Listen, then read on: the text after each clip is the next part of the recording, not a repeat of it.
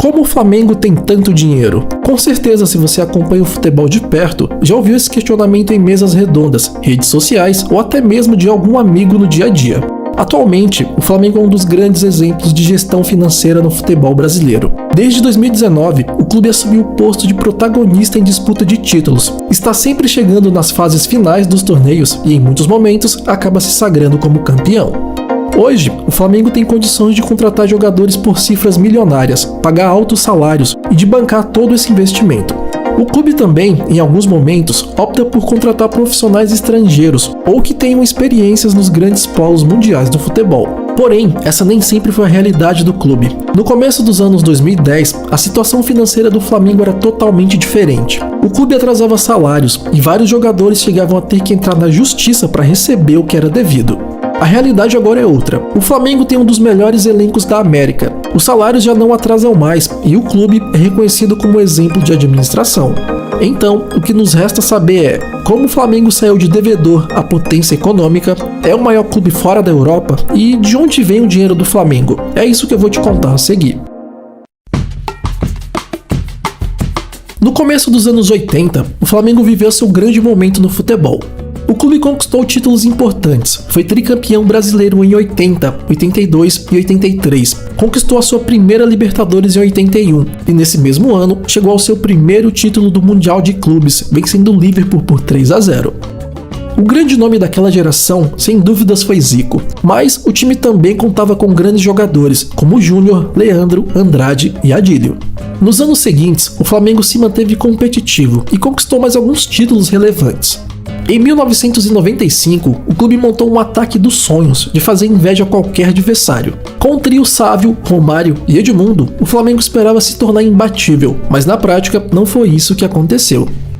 Romário havia sido campeão do mundo com a seleção brasileira em 94. Nesse mesmo ano, ele foi eleito o melhor do mundo e na época ele jogava pelo Barcelona. A contratação de Romário, sem dúvidas, causou um impacto. Para tirar o jogador do clube espanhol, o Flamengo teve que pagar 4,5 milhões de dólares, mais tributos, o que causou outro impacto, só que negativo, nas contas do clube.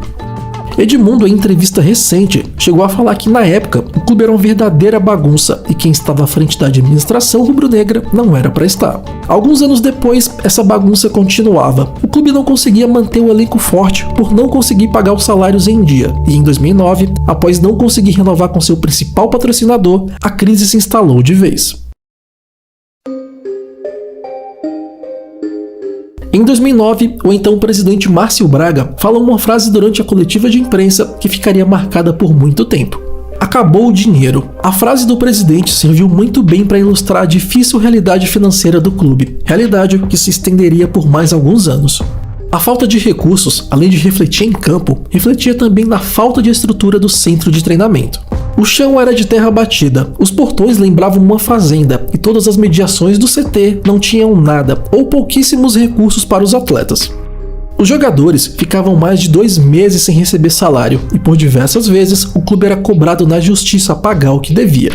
No começo de 2010, Patrícia Amorim, ex-nadadora campeã pelo clube, assumiu como presidente do Flamengo.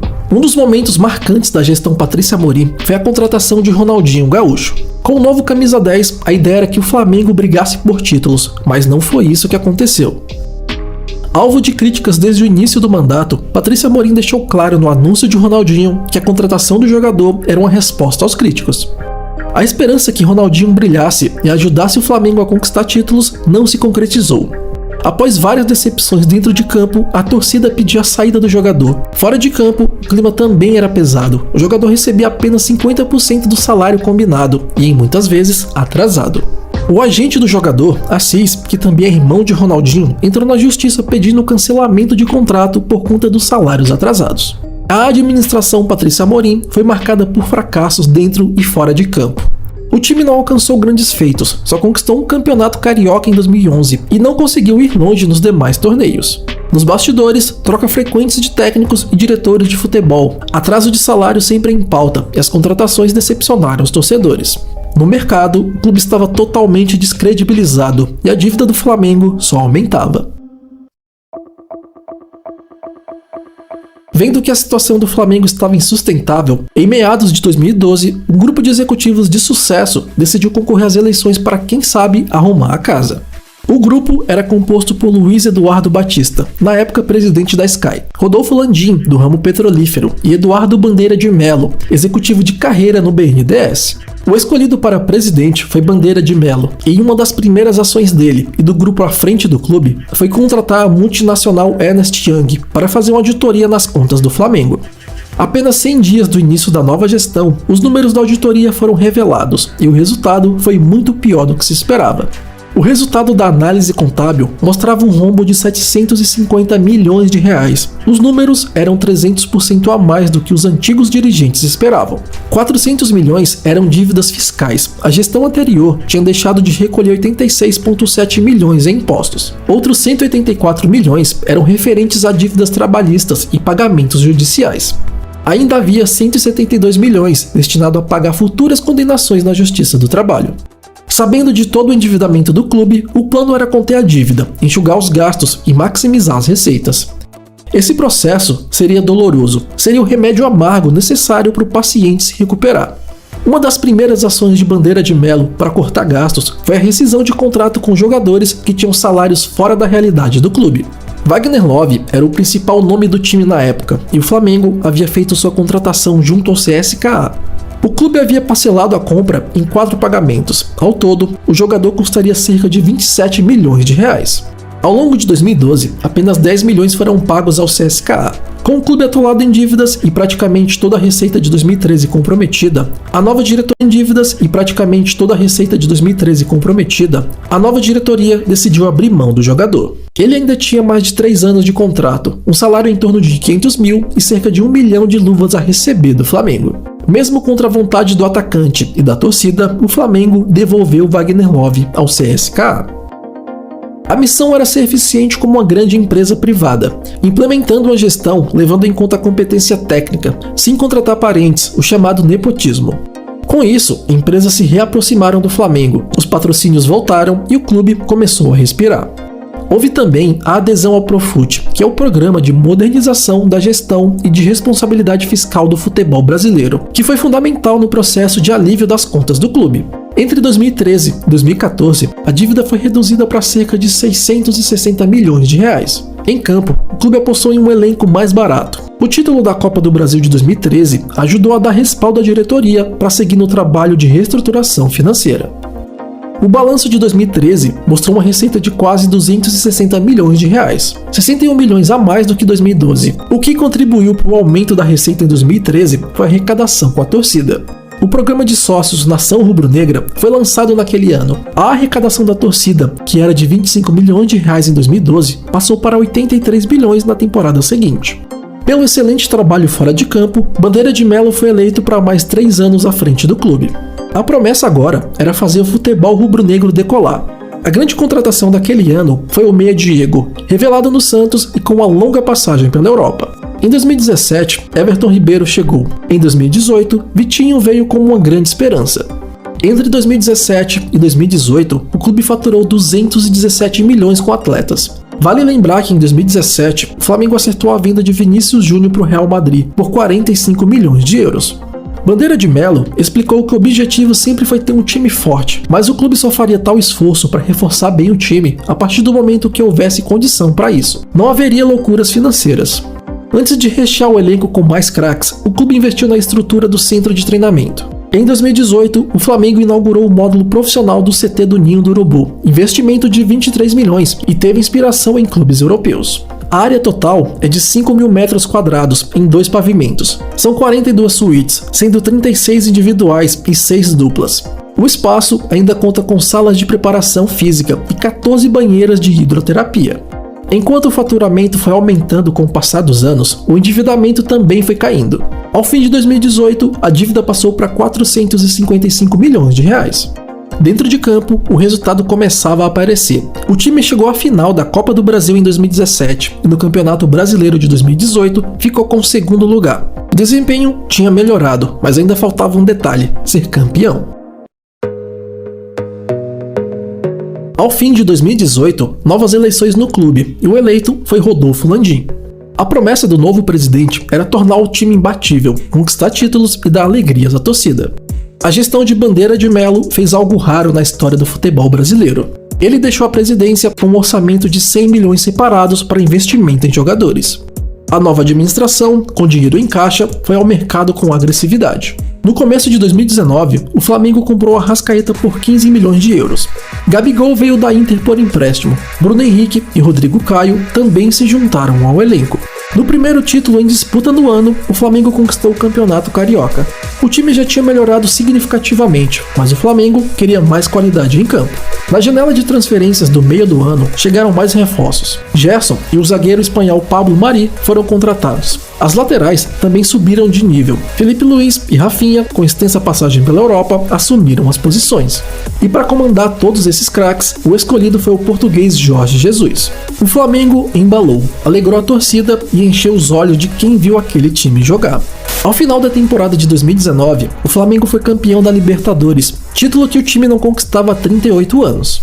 Faturou também o Campeonato Brasileiro daquele ano, com uma enorme vantagem para o segundo colocado e fazendo uma das melhores campanhas da história do Brasileirão. Os títulos se tornaram mais frequentes. Desde 2019, o clube chegou em 3 finais de Libertadores e foi campeão em 2 oportunidades. O elenco, que já era estrelado, ganhou mais reforços. Chegaram Pedro, Everton Cebolinha, o volante chileno Arturo Vidal e muitos outros. O sucesso esportivo andou em conjunto com o sucesso financeiro. No balanço financeiro de 2021, o Flamengo registrou uma receita de mais de 1 bilhão no período, um recorde para o time brasileiro. Impulsionado pelas premiações de títulos da Copa do Brasil e da Libertadores em 2022, a receita aumentou para 1,2 bilhão, 200 milhões acima do esperado. O plano de reestruturação financeira iniciado em 2013 com certeza deu resultados, refletindo não apenas no cenário nacional, mas também mundial. Segundo o relatório da consultoria Brand Finance, o Flamengo é o único clube brasileiro a integrar a lista das 50 marcas mais valiosas do futebol mundial. O único clube fora da Europa a integrar a listagem, o Flamengo ocupa a 49ª posição no ranking, logo à frente da Fiorentina da Itália, que fecha a lista. O estudo da consultoria coloca o Flamengo com um valor de marca estimado em 96 milhões de euros, superando por pouco a equipe italiana, 95 milhões de euros. Em outro estudo, agora conduzido pela Deloitte, empresa líder em auditoria e assessoria financeira, colocou o Flamengo em uma lista com os clubes que mais faturaram em 2022. Entre os 20 principais clubes, 19 são do velho continente, ou seja, de fora do poderoso futebol europeu, apenas o Flamengo está no ranking. Nesse momento, em questão de arrecadação financeira e de valor de marca, podemos sim afirmar que o Flamengo é o maior clube fora da Europa. Mas, com certeza, você já deve ter se perguntado como o Flamengo consegue atingir esses números de receita, né? O último balanço publicado pelo clube, referente ao ano de 2021, mostrou que as principais fontes de receita foram com direitos de transmissão, venda de jogadores, marketing e comercial. O clube arrecadou 247 milhões na soma de patrocínios, publicidade e licenciamentos. O faturamento ainda é reforçado pela transferência de jogadores, com 222 milhões líquidos. A principal fonte de receita do clube nesse período foi com a venda de direitos de transmissão, que representou uma receita de 450 milhões de reais. O engajamento da torcida é outro pilar no faturamento período, foi com a venda de direitos de transmissão, que representou uma receita de 450 milhões de reais. O engajamento da torcida é outro pilar no faturamento do Flamengo. Ainda em 2021, o clube lançou seu Fan Token, batizado de Fan Token Mengo. Os Fan Tokens são moedas digitais que os torcedores podem trocar por uma série de produtos, participar mais ativamente na vida do clube, ter acesso a conteúdos exclusivos, além de muitas outras possibilidades. O Flamengo vendeu 1,5 milhão de Fan Tokens em apenas 2 horas de negociação na plataforma Sócios.com. Em 2022, como já falado, a receita bruta foi de 1,2 bilhão. O balanço detalhado ainda não foi publicado. Para os próximos anos, a previsão é continuar na casa do bilhão. E para incrementar as receitas, o foco do clube para 2023, por exemplo, é a consolidação do banco virtual em parceria com o Banco BRB, o Nação BRB Fla, que já alcançou a marca de 3 milhões de contas abertas. A ideia não é necessariamente fazer um IPO, que é quando as ações de uma empresa são vendidas na bolsa de valores, mas também vender uma fatia do negócio para outro banco. Ainda está no radar, o clube tem uma filial em outros países, a princípio em Portugal, mas ainda está em busca de investidores parceiros. Todo o sucesso financeiro do Flamengo não foi da noite para o dia. O clube fez o que qualquer empresa ou pessoa em situação difícil faz para se organizar. O Flamengo adequou seus gastos às suas possibilidades financeiras, conteve e reduziu sua dívida, explorou seus pontos fortes para aumentar suas receitas e, no longo prazo, a estratégia se provou vitoriosa, dentro e fora de campo.